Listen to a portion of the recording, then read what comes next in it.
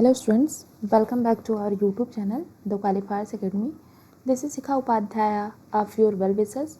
Hope you all are well and in happy. Now in this video, I am going to discuss about the topic full wave rectifier. Before knowing about the full wave rectifier, let us discuss about some basic concept which is related to the full wave rectifier.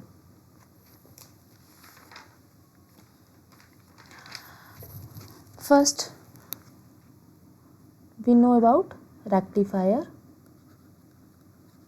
Gas पिछले video में हमने पढ़ा था कि rectifier एक ऐसे device है जो अल्टरनेटिंग करंट को डायरेक्ट करंट में चेंज करती है. अल्टरनेटिंग करंट कैसी होती है? जो बोथ डायरेक्शन में हैपन हो. और डायरेक्ट करंट कैसी होती है? जो यूनी डायरेक्शन में हैपन हो, लाइक दिस, या पल्सेटिंग लाइक दिस.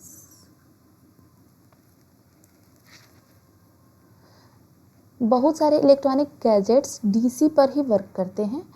हमारे घरों में जो इलेक्ट्रिसिटी आती है वो एसी सोर्स बेस्ड होती है. इलेक्ट्रिसिटी जो हमारे घरों में आती है वो एसी सोर्स बेस्ड होती है. जैसे जो हमारा मोबाइल होता है वो डीसी बेस्ड होता है, और जो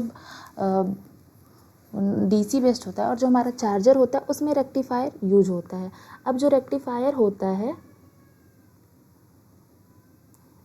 उस पीएन डायोड प्रिंसिपल पर बेस्ड होता है. पीएन डायोड प्रिंसिपल का क्या मतलब है कि जब पीएन डायोड जब हमारा फॉरवर्ड बायस में होगा तो ये हमारा कंडक्ट होगा, मतलब कि करंट को अलाउ करेगा. और जब ये हमारा रिवर्स बायस में होगा तो ये हमारी करंट को ब्लॉक कर देगा. मतलब कि रिवर्स बायस कंडीशन में करंट हैपन नहीं होगी. ठीक है. अब इसमें एक और रेक्टिफायर में हमें एक और कॉन्सेप्ट पढ़ने को आता है, ट्रांसफार्मर. गाइस, ट्रांसफार्मर क्या होता है? आप सबने ट्रांसफार्मर देखा होगा, सुना होगा, लेकिन क्या आप जानते हैं ट्रांसफार्मर होता क्या है? एक्चुअल में इसका यूज क्या है? ट्रांसफार्मर जो होता है वो high voltage to low voltage convert करता है. Convert high voltage to low voltage, या फिर low voltage to high voltage.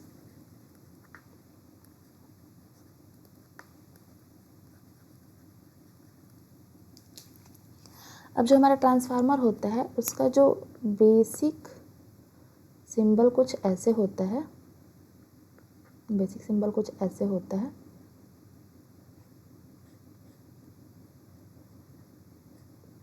उसमें जो ये हमारा ये जो कॉइल है इसको हम कहते हैं प्राइमरी कॉइल, और ये जो है इसको हम कहते हैं सेकेंडरी कॉइल. गाइस, जो हमारा ट्रांसफार्मर होता है वो 2 टाइप्स का होता है. कितने टाइप्स का? 2 टाइप्स का. कौन कौन सा? Step up transformer and step down transformer.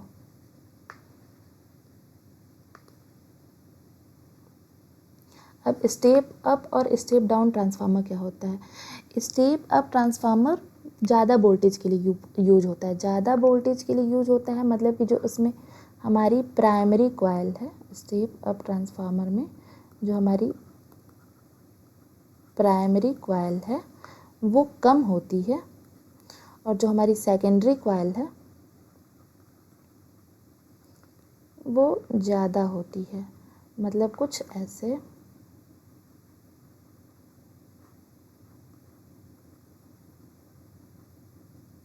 ये हमारा कौन सा है? Step up transformer. ठीक. अब हमारा जो स्टेप डाउन ट्रांसफार्मर होता है उसमें जो हमारी प्राइमरी कॉइल होती है वो ज़्यादा होती है, और जो हमारी सेकेंडरी कॉइल होती है वो कम होती है. कैसे? कुछ ऐसे इसका बनता है. प्राइमरी कॉइल ज़्यादा, सेकेंडरी कॉइल कम. ये हमारा है स्टेप डाउन ट्रांसफार्मर. नाउ हमें फुल वेव रेक्टिफायर का यूज क्यों पड़ा? हमने हाफ वेव रेक्टिफायर में पढ़ा था कि जो हमारा हाफ वेव रेक्टिफायर होता है, हाफ वेव रेक्टिफायर, वो क्या करता है कि ओनली पॉजिटिव हाफ साइकिल को पास करता है और निगेटिव हाफ साइकिल को ब्लॉक कर देता है। मतलब रिवर्स बायस कंडीशन में जो भी हमारे साइकिल आते हैं उसको ब्लॉक कर देता है। तो इसमें पॉजिटिव हाफ साइकिल ये एसी है और ये मतलब कि एसी को डीसी में कन्वर्ट करता है थ्रू पीएन डायोड। उसमें एक ही पीएन डायोड यूज होता है।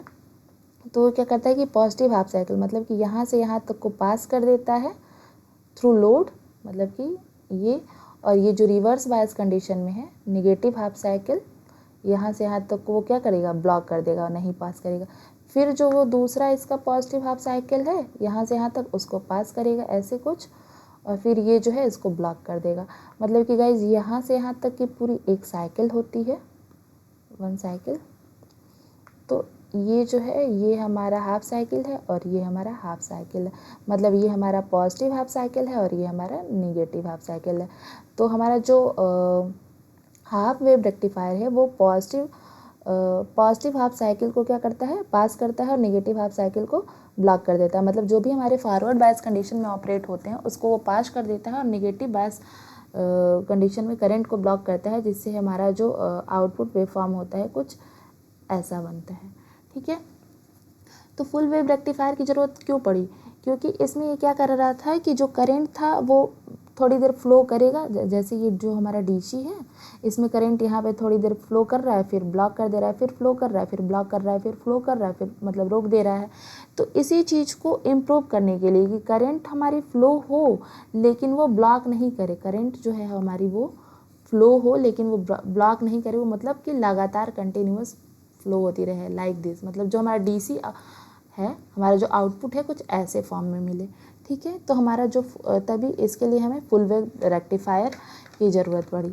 मतलब कि in a full wave rectifier current flows through the load in the same direction for both half cycles of AC input voltage.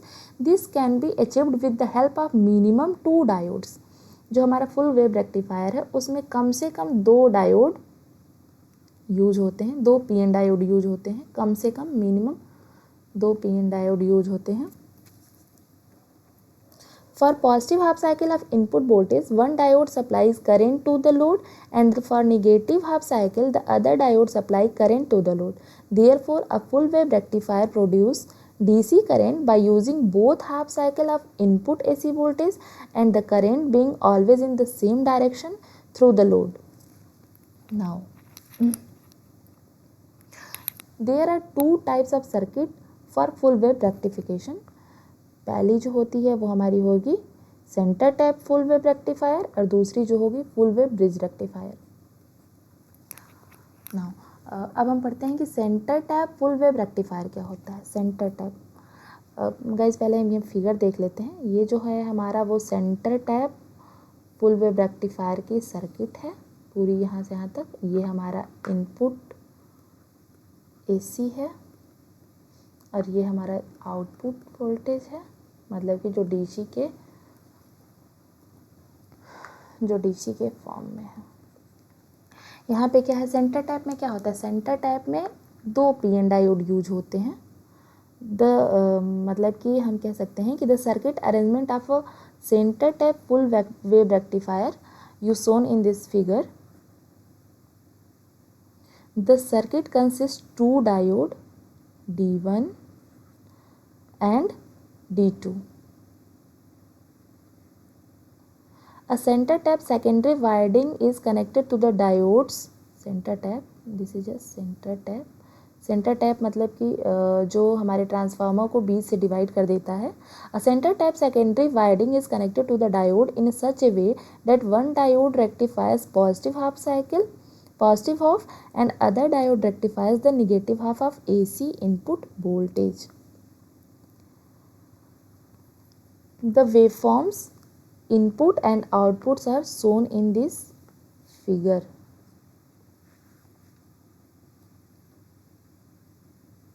Guys कहने का मतलब ये है कि हम ये जानते हैं कि जो हमारा रेक्टिफायर है, रेक्टिफायर वो है जो पीएन डायोड प्रिंसिपल पर वर्क करता है। पीएन डायोड का मतलब कि पॉजिटिव फॉरवर्ड बायस में करंट को पास कर देता है और रिवर्स बायस में करंट को ब्लॉक कर देता है।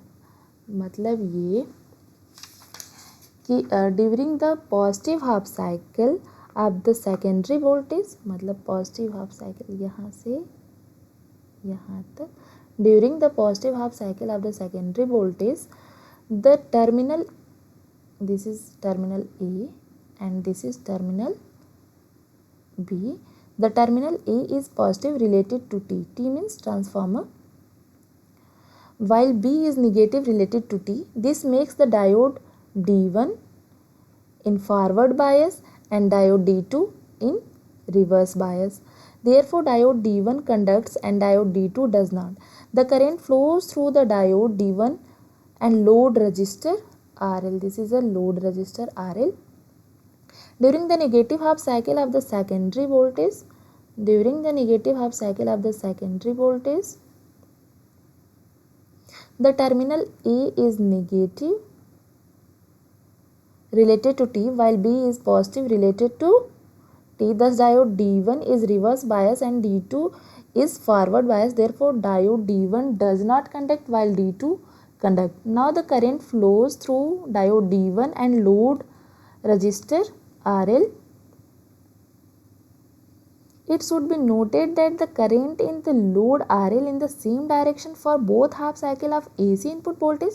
Thus the resulting output voltage across RL is a continuous series of unidirection.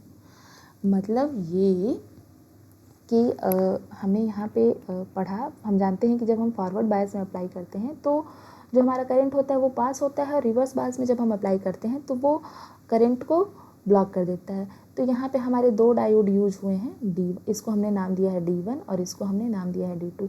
मान लेते हैं कि पहले हम फॉरवर्ड बायस में फॉरवर्ड बायस कंडीशन को अप्लाई करते हैं। तो जब हम फॉरवर्ड बायस अप्लाई करेंगे तो ये हमारा जो है A वो पॉजिटिव हो जाएगा, फॉरवर्ड बायस में ये पॉजिटिव हो जाएगा, और ये हमारा हो जाएगा B वो नेगेटिव हो जाएगा। मतलब फॉरवर्ड बायस में इसके दो केसेस हैं। फॉरवर्ड बायस केस में जो हमारा A टर्मिनल होगा वो पॉजिटिव होगा और B टर्मिनल होगा वो नेगेटिव होगा। जब हमारा A टर्मिनल पॉजिटिव है तो वो क्या करेगा कि जो हमारा करंट है वो D1 के थ्रू मतलब ये लोड में आएगा। मतलब कि ये हमारा पॉजिटिव हाफ साइकिल में इसको करंट को कुछ ऐसे फ्लो हो रहा है। ये हमारा जो इनपुट सोर्स AC है यहाँ से यहाँ तक पॉजिटिव हाफ साइकिल का। अब हम निगेटिव हाफ साइकिल के लिए देखते हैं।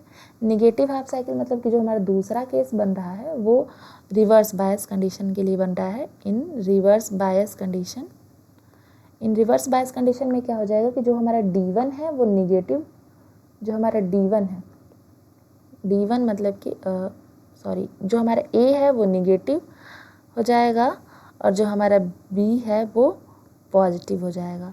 तो मतलब जो हमारा करंट है वो D1 से, D1 में करंट पास नहीं होगा, D2 से करंट लोड के थ्रू पास होगा। करंट लोड के थ्रू पास हो रहा है D2 से। तो इसमें भी क्या हुआ, कुछ ऐसे मिल रहा है।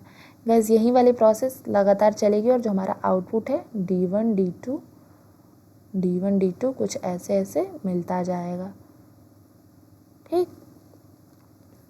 Now maximum efficiency of a centre tap full wave rectifier is 81.2%।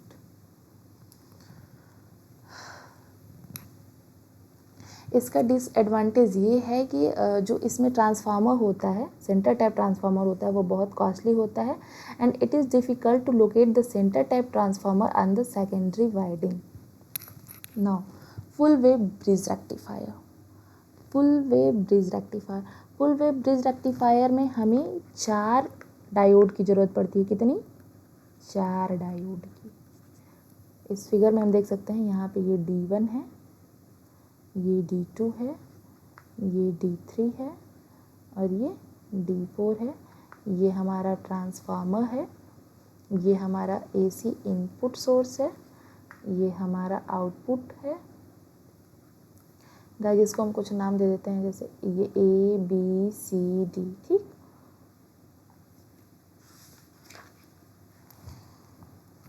In the bridge rectifier we do not required a centre tap power transformer.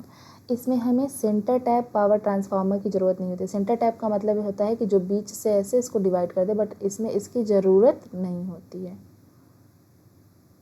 इसमें इसकी ज़रूरत नहीं होती है। It contains 4 diode D1, D2, D3 and D4 connected to form a bridge as shown in this figure. The AC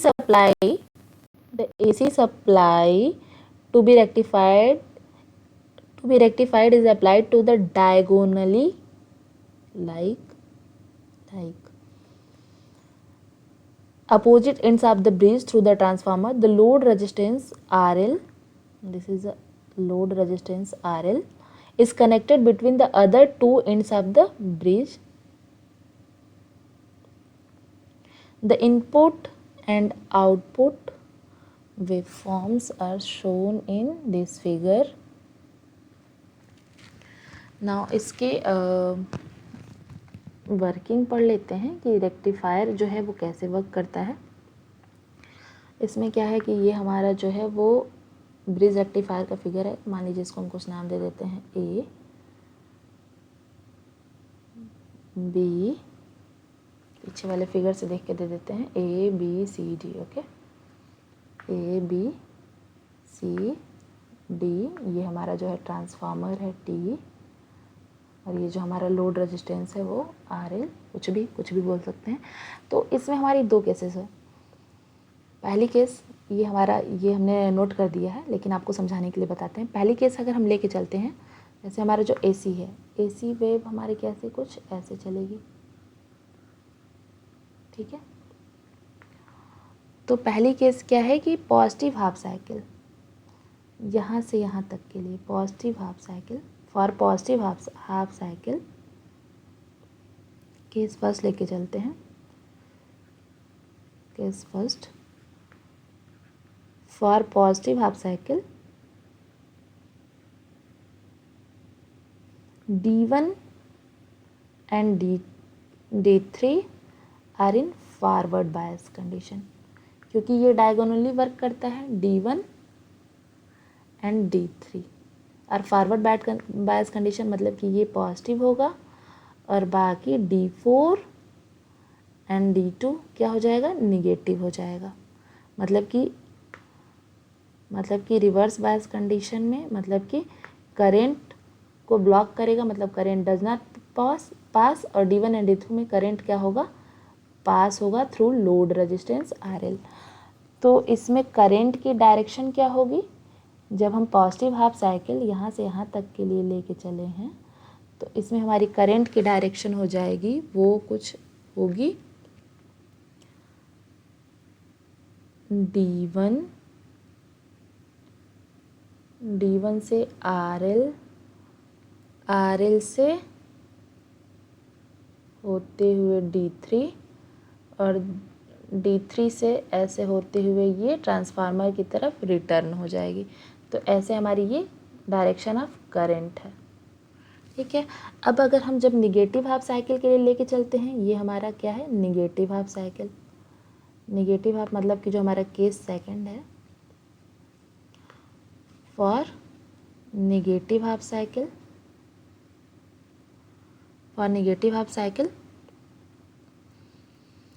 तो negative half cycle में हमारा क्या हो जाएगा, D4 and D2 in forward bias condition, मतलब कि current will be allow, and D3 and D1 in reverse bias condition, मतलब कि करंट डज नॉट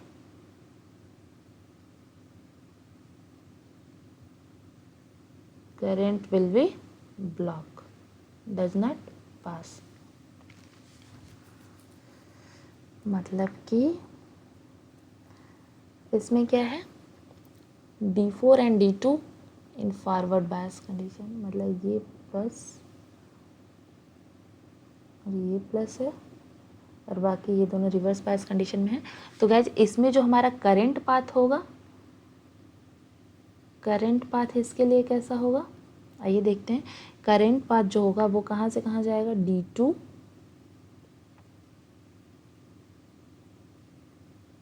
D2 से होते हुए RL, RL से होते हुए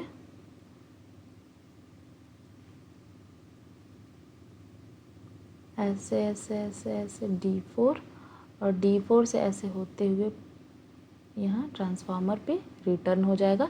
ये हमारी क्या है, करंट की डायरेक्शन है फॉर निगेटिव हाफ साइकिल की कंडीशन में, ठीक है। तो मतलब कि जब हम इनपुट दिए थे पॉजिटिव के लिए, पॉजिटिव हाफ साइकिल के लिए, तो भी हमें कुछ हम देख रहे हैं कि जो हमारा करंट का डायरेक्शन है पॉजिटिव हाफ साइकिल के लिए जब हम दिए थे तो करंट हमारी कैसे जा रही थी, लोड से होते हुए ट्रांसफार्मर की तरफ जा रही थी।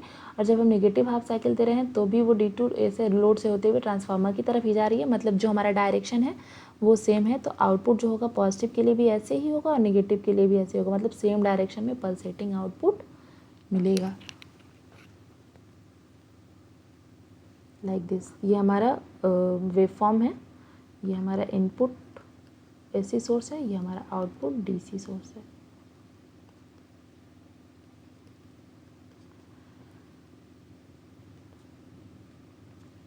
अब इसके एडवांटेज क्या हैं, कि इसके एडवांटेज हैं कि इसमें सेंटर टैप ट्रांसफार्मर की यूज नहीं होती है। The output is twice that of the centre tap circuit for the same input voltage. और इसकी डिसएडवांटेज ये है कि इसमें ज़्यादा PN डायोड यूज हो रहा है, मतलब ज़्यादा मतलब कि 4 PN डायोड यूज हो रहा है, मतलब कि सर्किट क्या हो जाएगी हमारी, सर्किट कॉम्प्लेक्स हो जाएगी। अगर ज़्यादा डायोड यूज करेंगे तो ऑब्वियस सी बात है कि सर्किट कॉम्प्लेक्स हो जाएगी। During each half cycle of AC input, two diodes are in series, therefore the voltage drop across the internal resistance of the diode will be twice with respect to center tap circuit. If secondary voltage is small, then it is a highly obstacle. Thank you guys for watching this video. Guys, please like, share, subscribe and comment on this video. Thank you so much.